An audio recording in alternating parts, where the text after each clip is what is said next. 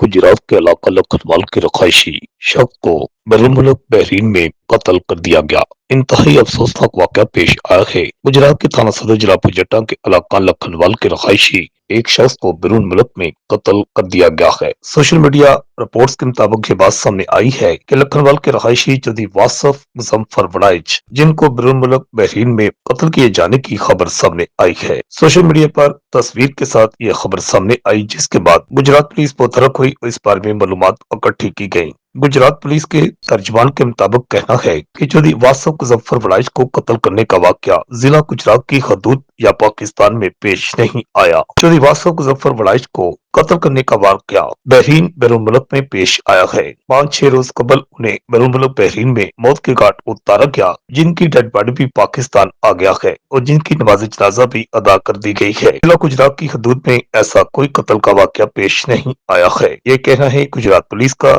चौधरी वासफ मुजफ्फर वड़ाइच जो कि लखनवाल के रहायशी हैं, सियासी शख्सियत, उनके बारे में बताया गया है कि उन्हें बैरून मुल्क बहरीन में कत्ल किया गया है। रिपोर्ट आकाश नियाजी, गुजरात।